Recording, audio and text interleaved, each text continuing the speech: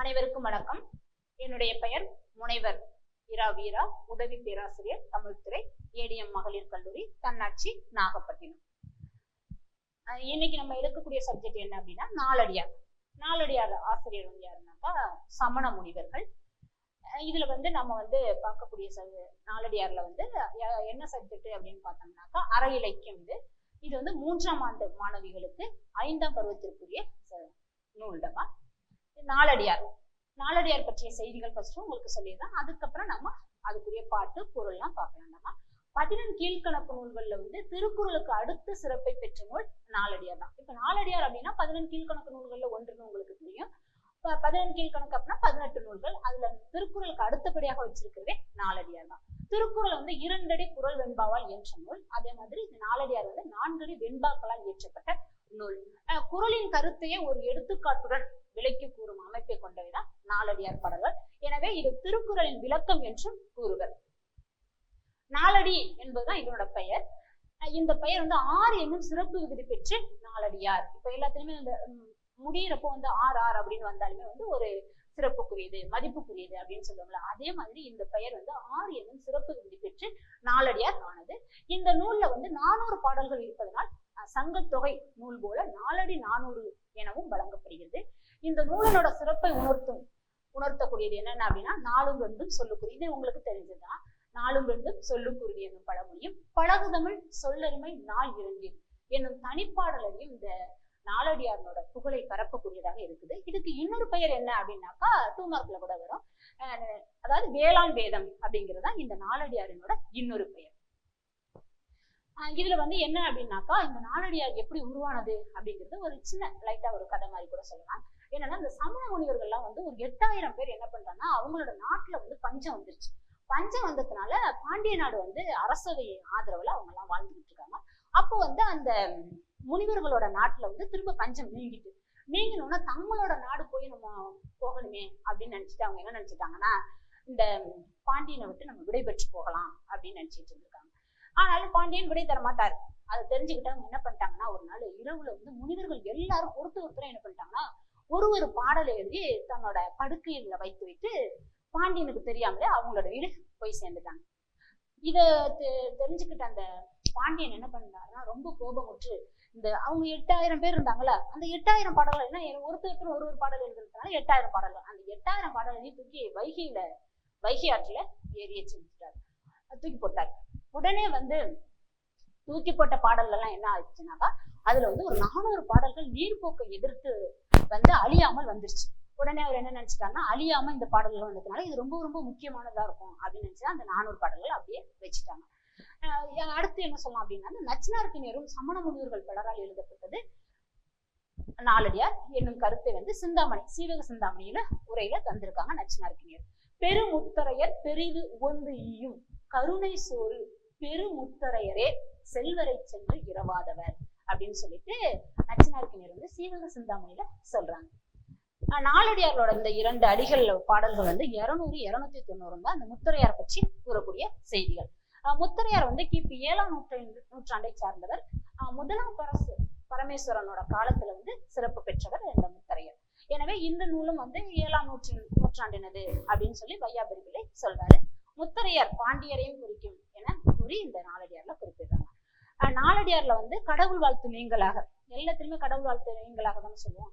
அதே மாதிரி இதுலயும் கடவுள் வாழ்த்து நீங்களாக 40 அதிகாரங்களும் 12 இயல்களும் 400 பாடல்களும் உள்ளன. இதுல திருக்குறள் மாதிரி அறத்துப்பால், பொருட்பால், காமத்துப்பால் அப்படின்னு சொல்லி 3 பாலாக பகுத்துள்ளனர். ஒரு அதிகாரத்துல 10 பாடல்கள் உள்ளன. நாலடியாருக்கு அதிகாரம் வகுத்தவர் யாரு அப்படின்னா பதுமனார். இதுவும் 2 மார்க்ல வரும். நாலடியாருக்கு அதிகாரம் வகுத்தவர் யார் அப்படின்னா பதுமனார். அதிகாரங்களை முப்பாலாக பகுத்து உரை கண்டவர் யாருன்னா தருமர். 2 மார்க்ல சொல்லக்கூடிய கொஸ்டின் இதெல்லாம். அதிகாரங்களை முப்பாலாக பகுத்து உரை கண்டவர் யார் அப்படின்னா தருமர் சொல்லலாம். பதுமனாரும் ஒரு உரை எழுதி உள்ளார். நாலடியாருக்கு கிடைக்கும் உரைகளுடன் நாலடியார் உரைவளம் வெளிவந்துள்ளது. அதாவது எந்த கருத்தையுமே இதயத்துல பதியத்தக்க முறையில சாற்றுவதை நாலடியார் இருக்குது. ஒவ்வொரு கருத்துமே நம்மளோட இதயத்துல பதிய வைக்கக்கூடியதாக இருக்குது. ஒரு கருமி பெருஞ்செல்வம் சேமித்து வச்சிருக்கிறாரு. அப்ப அவன் செல்வத்தை பிறருக்கு வழங்காமல் நானும் அனுபவிக்கல, ஒண்ணு பிறருக்கு கொடுக்கணும், இல்ல நாமளே அனுபவிச்சுக்கணும், எதையுமே செய்யாம சொந்தம் கொண்டாடிட்டு இருக்காரு. இப்படி இருக்கப்போ ஏழையும் வந்து அந்த செல்வத்தை அனுபவிக்கல, பிறருக்கு வழங்குவதும் இல்லை. கருமையின் செல்வம் என் செல்வம் என்று அவனும் கூறலாமா? கருமையும் ஏழையே என்பது கருத்து. கருமையா இருந்துட்டு இருந்தாக்க என்ன பண்றது, எல்லாருக்கும் கொடுக்கணும், இல்ல அவர் செலவு பண்ணணும். எதுவுமே பண்ணாம இருந்தா கருமையும் ஒரு விதத்துல ஏழைன்னு சொல்ற மாதிரி இருக்குது. எனது எனது என்று இருக்கும் ஏழை பொருளை எனது எனது என்றிருப்பான் யானும் தனது ஆயும் தானும் அதனை வழங்கான் பயன்படுவான் அப்படின்னு சொல்ற இந்த பாட்டு வரி இருக்கு.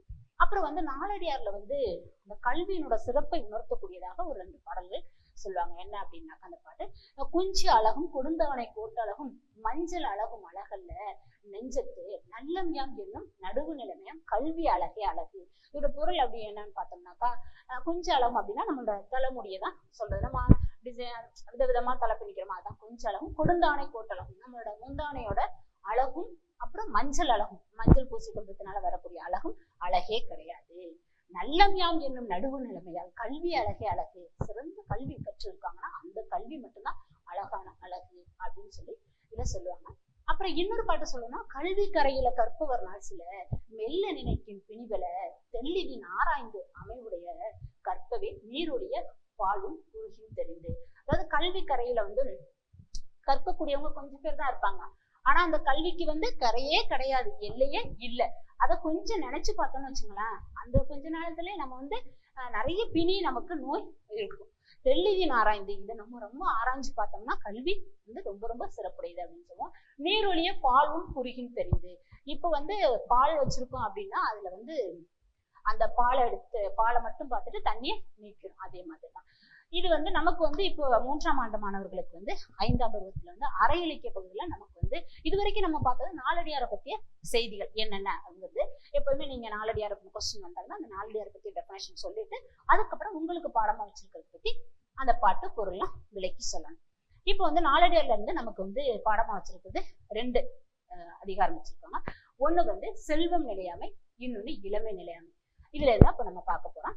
இப்போ வந்து செல்வம் நிலையாமை அப்படிங்கிறதுல சொல்லணும். நம்ம அதுல வந்து இப்ப வந்து இது வந்து அறத்துப்பால் பொருட்பால் காமத்துப்பால் 3 இருக்குல்ல, இல்ல அறத்துப்பால்னா இந்த செல்வம் நிலையாமை இருக்கிறது. இதுல வந்து அறம்னா என்ன அப்படின்னா, இம்மை இன்பமும் இம்மையில இன்பமும் துன்பமும் அளித்து வீடு வேட்சியை நல்குவது தான் அறம். இந்த சிறப்புனால்தான் இது முதலிடம் பெறுகிறது. அறம் பொருள் இன்பம் வீடு என்ற 4ஐயும் அடைந்து வரக்கூடியது. இப்ப செல்வம் நிலையாமல ஃபர்ஸ்ட் முதல் பாட்டு என்ன அப்படின்னாக்கா, அறுசுவை உண்டி அமர்ந்தில்லான் ஊட்ட மறுசுகை நீக்கி உண்டாரும் வறிஞராய் சென்றிருப்ப ஓரிடத்து போல் எனினும் செல்வம் ஒன்று உண்டாக வைக்கற்பாற்றன்று. இதோட பொருள் என்ன அப்படின்னாக்கா, அறுசுவை உண்டி அமர்ந்தில்லால் ஊட்டி. அதாவது 6 வகையான சுவை உங்களுக்கு தெரியும். 6 வகை சுவை உணவை வந்து அன்போட அமர்ந்தில்லால் ஊட்ட, அமர்ந்தில்லால் மனைவி, அன்புடன் மனைவி கொடுக்கிறார். அதை வந்து அந்த அவரு என்ன பண்றாரு அப்படின்னா, ஒரு கவளமே சாப்பிடுறாரு. மறுசுவை நீக்கி உண்டாகும். அதை வந்து ஒரே ஒரு கவளம் மட்டும்தான் சாப்பிடுறாரு. மறுசுவை நீக்கி உண்டாரும் வறிஞராய், மற்றவற்றை எல்லாத்தையும் அவரு நீக்கி வச்சிருக்காரு செல்வர். அந்த செல்வர் வந்து அப்படியே இருக்க மாட்டாரு. செல்வம் வந்து நிலை இல்லாததுல, இன்னைக்கு என்கிட்ட இருக்கும், அடுத்த நாள் உங்கள்கிட்ட இருக்கும், இன்னொரு நாளைக்கு இன்னொருத்தவங்கள்ட்ட இருக்கும். ஆக அது நிலை இல்லாதது. அப்ப அந்த செல்வர் வந்து வறியவரா ஒரு நாள் மாறிடுறாரு. அப்ப வந்து வேறொரு இடத்துக்கு போறாரு. போயிட்டு அங்க வந்து அவருக்கு வந்து எளிய கூழ், ஏற்கனவே எப்படி கிடைச்சிச்சு, 6 வகை உணவு கிடைச்சிச்சு. அது அன்போடு மனைவி கொடுக்குறப்ப கொஞ்சம் தான் சாப்பிட்டாரு, மீதிய நீக்கி வச்சுட்டாரு. இப்ப அவர் வந்து வறியவரா ஆயிட்டாரு. அப்ப வேறொரு இடத்துக்கு போறாரு. அங்க போனா சும்மா கூழ் தான் கிடைக்குது. அந்த கூழ் உணவை வந்து கேட்டு வாங்கி சாப்பிடுறாராம். அதனால வந்து செல்வம் வந்து நிலை இல்லாதது அப்படின்னு சொல்லி கூறான். சரியா? அடுத்த பாட்டு நம்ம பார்ப்போம். 2வது பாட்டு என்ன அப்படின்னாக்கா, துகள் நீர் பெருஞ்செல்வம் தோன்றிய கால் தொட்டு பகடு நடந்த போல் பல்லாரோடு உங்க அகடுற யார் மாட்டும் இல்லாத செல்வம் சகடக்கால் போல வரும்.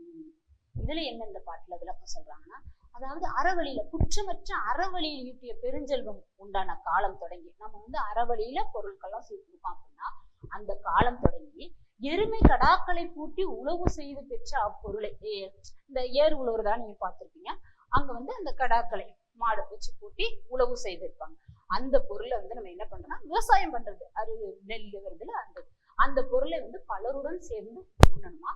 ஏனெனில் செல்வம் வந்து யாரிடத்தும் நிலையாக நிற்காமல் எப்படி இருக்கும், வண்டி சக்கரம் கூட மேல் கீழாகும். வண்டி சக்கரம் பார்த்திருக்கீங்க, அது என்ன பண்ணும், மேல போக திரும்ப கீழே வரும், திரும்ப மேல போயிட்டு கீழே வரும். இப்படிதான் வண்டி சக்கரம் போல மேல் கீழாகவும் கீழ் மேலாகவும் மாறி வரும். அப்படின்னு சொல்லி இந்த பாட்டுல பாக்குறோம். அடுத்த பாட்டு, யானை எருத்தம் பொழிய குடைநிலர்க்கீழ், யானை எருத்தம் பொழிய குடைநிலர்க்கீழ் சேனை தலைவராய் சென்றோரும் ஏனை வினை உழப்ப பேராகி வீழ்வார்கள் கொண்ட மனையாளை மாற்றார் கொல. அதாவது யானையினோட பிடரில் அமர்ந்து எல்லாருமே பாக்குற அளவுக்கு நம்ம என்னன்னாக்கா அந்த குடை நிழலின் கீழே படைகளுக்கெல்லாம் தலைவராக சென்ற அரசர்கள் இருக்காங்களா, அவங்க என்ன பண்றாங்கன்னா யானையினோட பிடரில் அமர்ந்து எல்லாரும் பாக்குற மாதிரி போயிட்டு இருக்காங்க அந்த குடை கீழே நிழலின் கீழே. அதாவது தீவினை கொடுப்பதனால முன்னிருந்த நிலையை நின்று வேறுபட்டு, தீவினை வந்துச்சு அப்படின்னாக்கா முன்னிருந்த நிலைனாக்கா எப்படி யானை பிடரியில போறாங்கல்ல அவங்க படைகள்லாம் பாக்குற அளவுக்கு போயிட்டு இருக்காங்க. அந்த முன்னிருந்த நிலை நின்று வேறுபட்டு தம்மோட மனைவியையும் பகைவர் கவர்ந்து கொண்டு போற, ஏன்னா அடுத்த நிலைமை வரும்ல, அடுத்தது தன்னோட மனைவியையும் பகைவர் கவர்ந்து கொண்டு போக வறுமையில வீழ்ந்துடுறாரு அந்த அரசர். ஆக நல்வினை போய் தீவினை வருமானால் யாரு தாழ்வடைவர்? அரசர்களும் தாழ்வடைவர். என்னானும் ஒன்றுதம் கையுற பெற்ற கால் பின்னாவதென்று பிடித்திரா உண்மை கொடுத்தார் உயப்போவார் கோடில் தீக்குற்றம் தொடுத்தாரும் செல்லும் சுரம். என்னானும் ஒன்றுதம் கையுற பெற்ற கால், ஏதாவது ஒரு பொருள் நம்மளோட கையில கிடைச்சிச்சு அப்படின்னா அதை நம்ம என்ன நினைக்கிறோம், முதுமை காலத்துல பயன்படும் என்று அதனை பிடித்து நம்ம வச்சிருக்கோம். அப்படி பிடித்து வைத்திருக்க கூடாது. அந்த பொருள் அழிஞ்சு போறதுக்கு முன்னாடியே நம்ம என்ன பண்ணணும், அறம் செய்யணும். அறம் செய்பவர்கள் தன்னோட தொழில் தவறாத கொடிய யமன் பாசக்கயிற்றால் கட்டி இழுத்து செல்லக்கூடிய அந்த பாலை வழி நின்றும் தப்பித்து செல்வர். அறம் செய்பவர் நரகம் புகார். கண்டிப்பா அறம் செய்யறவங்க நரகமே போக மாட்டாங்க. ஆக நமக்கு ஒரு பொருள் கிடைச்சிட்டு இருந்துச்சுன்னா அதை முதுமை காலத்துல நமக்கு பயன்படும் என்று வச்சிருக்கவே கூடாது. உடனடியாக அதை அந்த அழிஞ்சு போறதுக்கு முன்னாடி அந்த பொருள் நாம அறம் செய்யணும். அடுத்தது, இளைத்த நாள் எல்லை இகவா பிழை தொறி. இளைத்த நாள் எல்லை இகவா பிழை தொறி கூற்றம் குதித்துயர்ந்தார் ஈங்கில்லை ஆற்ற பெரும்பொருள் வைத்தீர் வழங்குமின் நாளை தழும் தன்னப்படும். அதாவது ஆயுட்காலத்துல எல்லையை கடந்து யமனிடமிருந்து தப்பிக்க இளைத்த நாள் எல்லை யுகவா பிழைத்தொறி. நம்மளோட ஆயுள் காலத்துல எல்லையை கடந்து யமனிடமிருந்து நம்ம தப்பி குதிச்சு ஓடி பிழைத்தவர் கண்டிப்பா யாருமே கிடையாது. யமன் வந்துட்டாரு அப்படின்னாக்கா நம்ம தப்பிச்சு ஓடி போகவே முடியாது. ஆக பெரும் பொருளை சேர்த்து வைத்திருப்பவர்களை என்ன சொல்றாங்க அப்படின்னா, பெரிய பொருள் எல்லாம் சேர்த்து வச்சிருக்கீங்களே அதை பிறருக்கு கொடுத்து உதவுங்கள். ஏன் அப்படின்னா நாளைக்கே விரைவில் நம்மளோட பிணப்பறை, அதாவது நம்மளோட பிணவரை எப்படி இருக்கும் அப்படின்னாக்கா தளிம் என்னும் ஓசையை எழும் அப்படின்னு சொல்லி இந்த பாட்டுல சொல்றாங்க. அடுத்த பாட்டு, தோற்றம் சால் ஞாயிறு நாளியா வைகளும் கூற்றம் அளந்து நும் நாளுண்ணும் ஆற்ற அறம் செய் அருளுடையது ஆகுமின் யாரும் பிறந்தும் பிறவாதார். அதாவது இதோட பொருள் என்ன அப்படின்னா, தோற்றம் சால் ஞாயிறு நாளியா வைகள் அப்படின்னா யமன் ஒளிமிக்க சூரியனை நாளி என்னும் அளவு கருவியாக கொண்டு நம்மளோட வாழ்நாளை நாள்தோறும் அளந்து, அதாவது ஒவ்வொரு நிமிஷமும் ஒவ்வொரு நொடியும் ஒவ்வொரு நிமிஷமும் சொல்றாங்களா அதே மாதிரிதான் சொல்றது. நாள்தோறும் அளந்து அந்த ஆயுள் இறுதியில உயிரை கண்டிப்பா எடுத்துட்டு போயிடுவாரு. அதனால இதுல இந்த செல்வம் நிலையாமை அப்படிங்கிறது என்னன்னா, நம்ம அறம் செய்யணும். செல்வம் நிரந்தரமா இருக்கக்கூடிய, அதனால் மிகுதியாக நம்ம அறம் செய்து உயிர்களிடத்தில் அருளுடையவராக ஆகுங்கள். அப்படி ஆகாதவர் என்னவா, பிறந்தும் பிறவாதவர், என் மக்களாக பிறந்தும் பிறவாதவரே ஆவர். அதனால நம்ம யமனோட பிடியிலிருந்து நம்ம தப்பிச்சு வந்துட்டோம் அப்படின்னா அது எப்பனாலும் நம்ம உயிரை எடுத்துக்குவாரு. அதனால விரைவில் நம்ம அறத்து செய்யணும். அப்படி செய்யல அப்படின்னா மக்களாக பிறந்தும் பிறவாதவரே ஆவர் அப்படின்னு சொல்லி இந்த பாட்டுல சொல்றாங்க.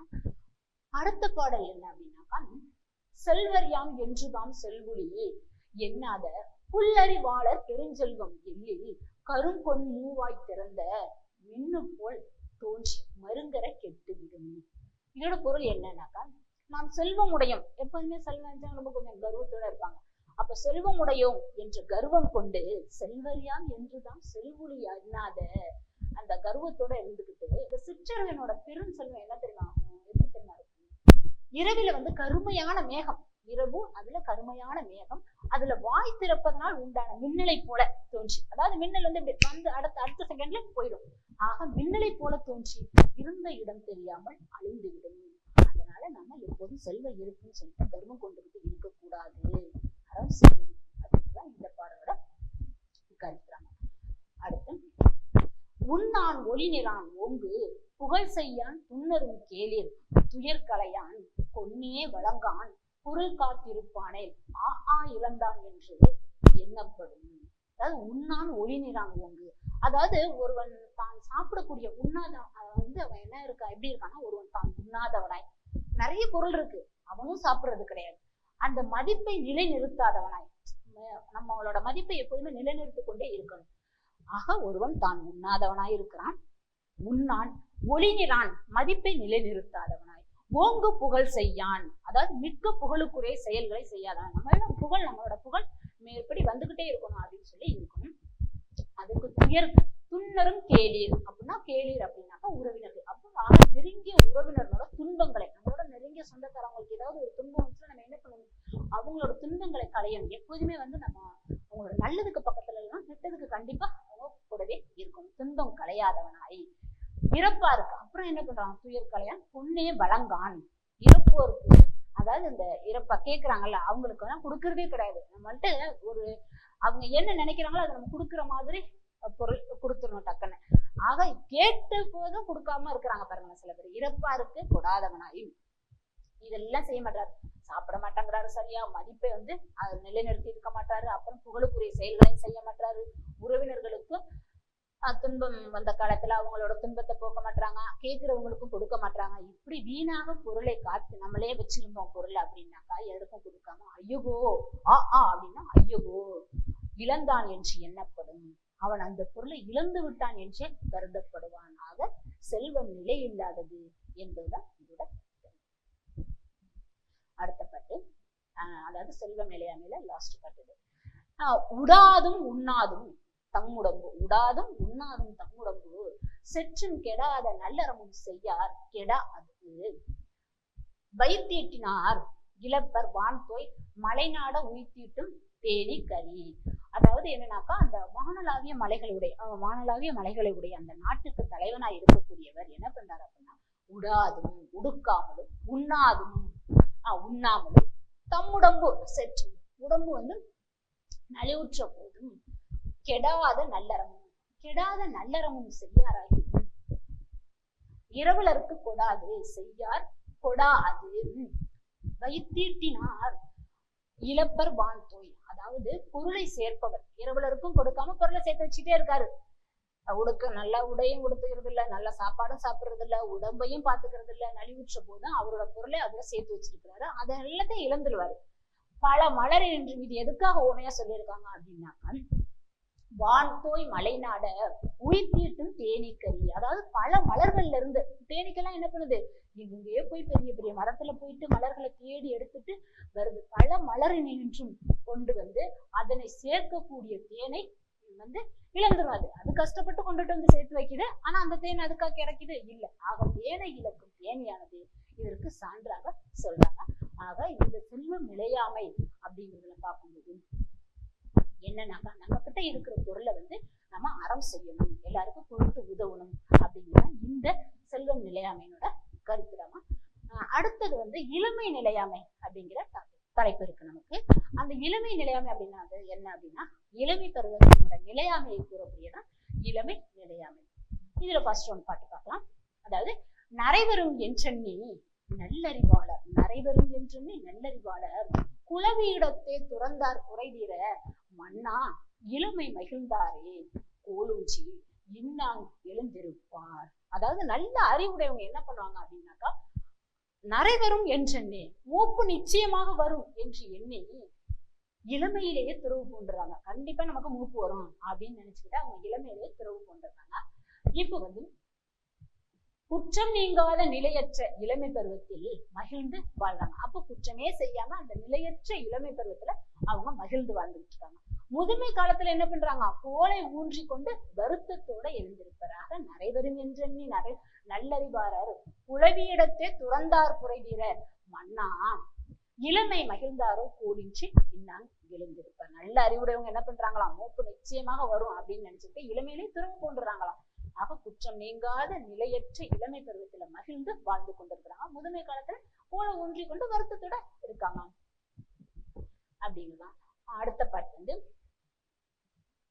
நட்புனார் அற்றன நல்லாரும் அகினார் அற்பு தலையும் அவிழ்ந்தன உட்கானாய் வாழ்தலின் ஊதியம் என்னுண்டாம் வந்ததே ஆழ்களத்தன்ன களி.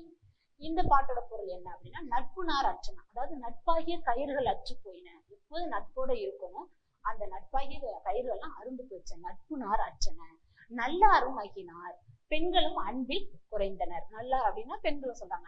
அன்போட இருக்கிறவங்க யார்? பெண்கள் தான் சொல்லுவாங்க. ஆண்களும் இருப்பாங்க, அதனால இல்லைன்னு சொல்லல. அதிக சொல்லி இருக்கிறது, இதுல சொல்லி இருக்கிறது சமண முனிவர் சொல்லியிருக்காரு, பெண்களும் அன்பில் குறைந்தனர். அற்பு தலையும் அவிழ்ந்தன உட்கானாய், அதாவது சுற்றத்தாரனோட அன்பாகிய கயிறும் அவிழ்ந்து வீழ்ந்து போச்சு. என்ன நட்பாகிய கயிறுகளா இறந்து போயிடுச்சான், பெண்களும் அன்புல குறைந்து போயிட்டாங்களாம். அந்த சுற்றாரினோட அன்பாகிய அந்த கயிறும் அவிழ்ந்து வீழ்ந்துருச்சான். ஆக மனத்திலே யோசிச்சு பாருங்க. என்ன அப்படின்னா, கடலில் மூழ்கும் கப்பலில் இருப்போருக்கு நேர்ந்த துன்பம் போல துன்பம் முதுமை வந்து விட்டது. இனி உயிரோடு இருப்பதுல பயன் இல்லை அப்படிங்கிறதுதான் சொல்ல. வாழ்தலின் ஊதியம் என்னுண்டாம் வந்ததே ஆழ்களத்தன்ன களி. எதுவுமே இல்லை, நட்பாகிய உறவுகளும் போயிடுச்சு, பெண்கள் அன்பில் குறைஞ்சு போயிட்டாங்க, சுற்றத்தாருடைய அன்பு ஆகிய கயிறு அவிழ்ந்து விழுந்துச்சு. அப்ப நம்ம மனசுல யோசிச்சு பார்த்தோம் அப்படின்னா என்னன்னாக்கா, கடல்ல மூழ்கிட்டு இருக்க கப்பல் அந்த மூழ்க போகுது. அப்போ கப்பல்ல இருக்கிறவங்க என்ன பண்ணாங்க, அவங்களுக்கு நேரக்கூடிய துன்பம் போல துன்பம் முதுமை வந்து விட்டது. ஆக நம்ம உயிரோட இருந்து எந்த பயனும் இல்லை அப்படின்னு சொல்றதா இந்த பாட்டோட பொருள். அடுத்து, சொல் தளர்ந்து கோல் ஊற்றி சோர்ந்த நடையினராய் பல்கலன்று பண்டமும் பழிகாரும் இல் செறிந்து காம நெறிப்படரும் கண்ணினாருக்கு இல்லையே ஏம நெறிப்படரும் ஆதி. சொல் தளர்ந்து கோல் ஊன்றி சோர்ந்த, அதாவது பேச முடியாம போயிடுச்சு, சொல்லு தடுமாறிடுது. கோல் ஊன்றி தள்ளாடும் நடையினரா இருக்காங்க, சோர்ந்த நடையினரை. பல்கலன்று பண்டம் பழிகாரும், அதாவது பற்களும் வீழ்ந்து விட தன்னோட உடலை பிறர் பார்த்து எள்ளி நகையாடுமாறு. பேச முடியல, சொல்லு தடுமாறி போயிட்டு கோல் ஊனிட்டு நடந்துகிட்டு இருக்கோம், பற்களும் வீழ்ந்துருச்சு. இப்படி இருக்கப்போ நம்ம பார்த்து எள்ளி நகையாடுமாறு இல்வாழ்க்கையில் பெரிதும் ஈடுபாடு கொண்டு சிற்றின்ப ஆசையில் மூழ்கி கிடக்கக்கூடிய இந்த அற்ப வீணருக்கெல்லாம் என்ன எப்படி இருக்குனாக்கா, பேரின்பமாகிய வீட்டு நெறியில அவங்களால சிறந்து இருக்க முடியல அப்படின்னுதான் இந்த பாட்டோட பொருள் தான். அடுத்த பாட்டு, தாளா தளரா தலை நடுங்கா தண்டூன்றா வீலா இறக்கும் இவள் மாற்றும் காலிலா மம்மர்கொள் மாந்தருக்கு அனம் காக்கும் தன் கை போல் அம்மலை போல் ஆகிய ஞான்று. இந்த பாட்டோட பொருளை பார்த்தோம் அப்படின்னா என்னன்னாக்கா, தாளா தளரா தலை நடுங்கா, அதாவது முதுகு வளைந்து போச்சு, பூமி உடல் தளர்ந்து போச்சு, தலையும் நடுங்குது. ஏன்னா தலையை நிமிர்ந்து இந்த குழந்தைங்களுக்கெல்லாம் எப்படி தலை நிமிர்ந்து இருக்காது, அதே மாதிரி இந்த வயதானவர்களுக்கு தலை நடுங்கு போயிருக்கலாம். தடிய அந்த கம்பு ஊன்றி கொண்டு நடந்து தள்ளாடி வீழ்ந்து இறக்கக்கூடிய நிலையில் உள்ள இவளிடத்தும் காலிலா மம்மர்கொள் மாந்தருக்கு, அதாவது மன உறுதி இல்லாத காம மயக்கம் கொண்ட மனிதருக்கு எப்படி இருக்குன்னா, இவள் கையில் இருக்கும் ஊன்றுகோலானது இவள் தாய்க்கு ஊன்றுகோலாக இருந்த நாளில், இப்பயே இவங்க கையில ஊன்றுகோல் வச்சிருக்காங்க, அப்ப இவங்களோட தாய் ஊன்றுகோலாக இருந்த நாளில் ஊன்றுகோல் வச்சிருந்தாங்களா, அப்ப இவள் இளமையோடு இருந்த நிலையில், அவங்க அம்மா ஊன்றுகோல் வச்சுக்கிட்டு இருக்கப்ப இவங்க இளமையோட இருப்பாங்கல்ல, இப்ப மிக்க ஆசை உண்டாகி இருக்கும். அப்ப மிக்க ஆசை உண்டாகி இருக்கும் இந்த கிழவி இளமையோடு இருந்த போது அப்படின்னு சொல்லி இந்த பாட்டோட பொருளா சொல்றாங்க. அடுத்த பாட்டு, எனக்கு தாய்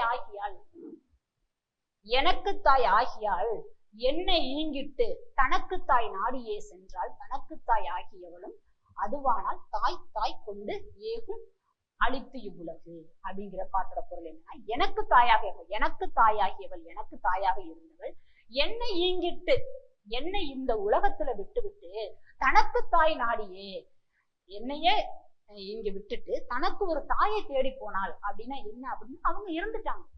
சென்றால் தனக்கு தாய் ஆகி அவளும் அதுவானாள், அப்படி போன என்னோட தாய்க்கு தாயாக இருந்த என் பாட்டி தனக்கொரு தாயை தேடி சென்றாள்.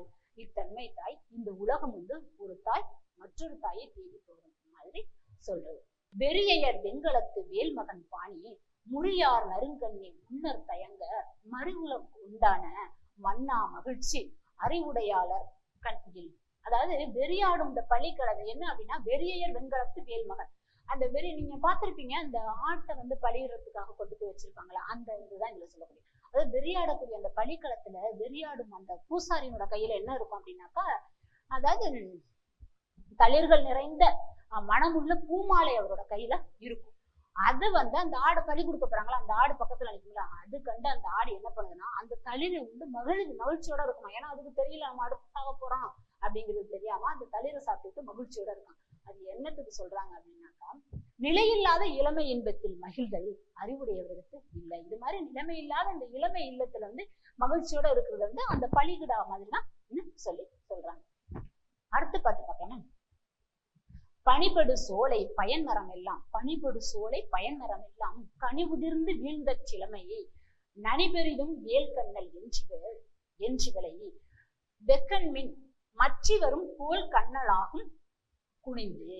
அதாவது இந்த பாட்டோட பொருள் என்ன அப்படின்னா, இளமை பருவமானது எப்படி இருக்கு அப்படின்னா, குளிர்ச்சி மிக்க சோலையில் உள்ள அந்த பயனை தரக்கூடிய மரங்கள் எல்லாம் என்ன பண்ணுன்னா பழங்கள் எல்லாம் உதிர்ந்து வீழ்ந்தார் போல ஆகும். இதுதான் சொல்றாங்க. ஆக என்ன பண்ணணும் அப்படின்னா, அதனால் நம்ம வந்து இப்பொழுது வந்து இப்பெண்ணை வந்து இளமை அழகு மிக்க வேல் போன்ற கண்ண உடையவள் என்று வியந்து இவளிடம் மிக்க ஆசை கொள்ளாதீர்கள். என்ன சொல்றாங்கன்னாக்கா, இளமை வந்து எப்படி இருந்தாலும் முதுமையா போயிடும். இப்ப இளமையோட இருக்காங்கன்னு நீங்க ஆசை கொண்டீங்க அப்படின்னாக்கா, இந்த இளம்பெண் ஒரு காலத்தில் கண்டிப்பாக முதுகு வளர்ந்து கூனியாக்கி இவங்க வந்து கோல் ஊனிட்டு கண்ண அந்த மாதிரி ஆயிடுவாங்க. இது எதுக்காக உண்மையா சொல்லியிருக்காங்கன்னா, அதாவது கனிகள் உதிர்ந்த பெரிய மரம் இருக்கு, அது நிறைய கனிகள் இருக்குது. அந்த கனிகள் உதிர்ந்த மரம் விரும்பத்தகாததாகி விடும். இந்த கனிகள் அதெல்லாம் கொட்டிடுச்சுன்னா என்ன பண்ணுவாங்க, அந்த மரத்தை யாருமே விரும்ப மாட்டாங்க. அதே போலதான் இளமை கழிந்த உடலும் விரும்பத்தகாததாய் முதுமையை அடைந்ததாக மாறிவிடும் அப்படின்னு சொல்லி இந்த பாட்டோட பொருள் சொல்றாங்கன்னா. அடுத்த பாட்டு, பருவம் எனைத்துள்ள பள்ளியின் பால் ஏனை இருசுகையும் உண்டீரோ என்று வரிசையால் உன்னாட்டம் கொல்லப்படுதலால் யாக்கை போல் என்னார் அறிவுடையார். இதுல என்ன சொல்றாங்கன்னா, வயது எத்தனை ஆயிற்று, பருவம் எத்தனை பள்ளியின் மேல் ஏனை, அதாவது வயது எத்தனை ஆயிற்று, பள்ளி நிலைமை என்ன, ஆடாதது இருக்கிறதா, இருபுறங்களிலும் நின்று தின்ன முடிகிறதா என்று வயதானவர் நிலையை கேட்டது. ஏன்னா உங்களுக்கு வயசு எத்தனை ஆயிட்டு, கல்லோட நிலைமை எப்படி இருக்கு, ஆடாத கல்லு இருக்குதா, ரெண்டு பக்கத்துல நீங்க மென்னு சாப்பிடலாமா, இப்படி எல்லாம் சொல்லி வயதானவர் நிலையை கேட்டறிவதால் அறிவுடையோர் இளமையின் உடல் வலிமையை நிலையானது என்று கருத மாட்டாங்க. இதெல்லாம் தெரிஞ்சுக்கினாலுமே நம்மளோட இளமை வந்து நிலையில்லாது என்பதை நம்ம கண்டிப்பா தெரிஞ்சுக்கணும். அடுத்து பாட்டு, மற்றறிவாம் நல்வினையாம் இளையாம் என்னாது கைத்துண்டாம் போல்தே கரவாது அறம் செய்வின் முற்றி இருந்த கனி ஒளிய தீவழியால் நற்காய் உதிர்தலும் உண்டு. இந்த பாட்டு பொருள் பாருங்களேன் எப்படின்ட்டு. அதாவது நல்ல அறங்களை நம்ம வந்து அறம் இருக்கு அப்படின்னா எதையுமே வந்து நல்ல செல்லம் உடனே செய்யணும் அப்படின்னு சொல்லுவாங்கல்ல, நல்ல அறங்களை நம்ம வந்து பின்னர் ஆராய்ந்து செய்வோம் அப்படின்னு சொல்லிட்டு எப்பவுமே இருக்கக்கூடாது. எதனால அப்படின்னா, இப்போது நம்ம இளமையாக இருக்கிறோம் என்று நினைச்சுக்கிட்டே நம்ம என்ன பண்றோம், பொருள் இருக்கும் நம்மளோட இளமையாக இருக்கும்போது என்று நினையாமல், பொருள் இருக்கும் போதே அதை வந்து மறைக்காமல் அறத்தை செய்யணும். நம்ம வந்து அதை வந்து மறைக்க கூடாது. பொருள் நம்மள்ட்ட இருக்கிறப்பே மற்றவங்களுக்கும் அறத்தை செய்யணும். ஏன் அப்படின்னா, நல்ல காற்று, கடும் காற்றுனால என்ன பண்ணுதுன்னா, அந்த பெரிய மரம் இருக்கு, நல்ல காற்று வீசுது, அப்ப வந்து என்ன பண்ணுது அப்படின்னாக்கா, நல்ல பழுத்த பழமெல்லாம் இருக்குல்ல, இதெல்லாம் விழாம, ஏன்னா மரம் ரொம்ப வெயிட்டா இருக்கு, அப்ப காத்து அடிக்கிறப்ப இந்த பழுத்த பழமெல்லாம் விழுந்துரும். அதனால இந்த நல்ல பழுத்த பழமெல்லாம் விழாமல் இருக்கிறதுக்காக நல்ல காய் இருக்குல்ல, அந்த காய்கள் உதிர்ந்துரும், அப்பதான் பழம் விழாம இருக்கும் அப்படின்ட்டு காய்கள் உதிர்தலும் ஒன்று. எதுக்காக இதை சொல்றாங்கன்னா, அதாவது பெருங்காற்று வீசும்போது பழங்கள் உதிராம இருக்கிறதுக்காக காய் உதிர்வது போல இந்த வயதானவர்கள் எல்லாம் பிழைத்து இருக்கணும் அப்படிங்கிறதுக்காக வாலிபர் இறத்தலும் உண்டு, இளமை முதுமைங்கிறதுக்காக அந்த கனியும் காயும் ஒப்பிட்டு சொல்றாங்க. ஆதலால் இப்போதே இன்பங்களை அனுபவித்து வயது முதிர்ந்த பின் நாம வந்து கஷ்டப்படுவோம் அப்படிங்கிறதுதான் இந்த பாட்டுல சொல்லியிருக்காங்க. இப்ப வந்து இளமை நிலையாமையோட கடைசி பாட்டு இது. என்ன பாட்டு அப்படின்னாக்கா, ஆட்பார் துழலும் அருளில் கூற்றுண்மையால் தோற்போப்பு காலத்தால் கொண்டுய்மின் பீட்டூக்கி பிள்ளையை தாய் அலற கோடலான் மற்றதன் கள்ளம் கடைப்பிடித்தல் நன்று. இந்த பாட்டோட பொருள் என்னன்னா, ஆயுள் முடியும் ஆளை தேடி கொண்டு திரிகின்ற அருள் இல்லாத யமன், அதாவது அவருக்கு ஆயுள் முடிய போது அந்த ஆளை தேடிக்கிட்டு திரிகின்ற இறக்க குணமே இல்லாத அந்த யமன் என ஒருவன் இருப்பதனால இந்த மறுமை பயணத்துக்கு வேண்டிய தோளில், அதாவது மறுமை பயணத்துக்கு வேண்டிய தோளில் சுமக்கத்தக்க கட்டு சோற்றி, அதாவது தோளில சுமந்துகிட்டு போற கட்டு சோற்று வந்து புண்ணியம் அப்படின்னு சொல்லி சொல்றாங்க. தக்க காலத்தில் தேடி பிழைத்துக் கொள்ளுங்கள். வயிற்றில் இருக்கும் கருவை போல அப்படின்னு சொல்லிட்டு இந்த பாட்டுல சொல்லியிருக்காங்கடாமா. இப்ப இதுல வந்து 2 மார்க் 5 மார்க் 10 மார்க் எல்லாமே எடுக்கலாம். இப்ப 2 மார்க் அப்படின்னு கேட்டாக்கா செல்வம் நாலடியாரில் செல்வம் நிலையாமை பற்றி எழுதுக. அதே மாதிரி இளமை நிலையாமை. அப்போ 10 மார்க்ல கேட்கணும் அப்படின்னா இது ரெண்டும் கூட சேர்த்து கேட்கலாம்டாமா. ஓகேடாமா, நன்றிடாமா.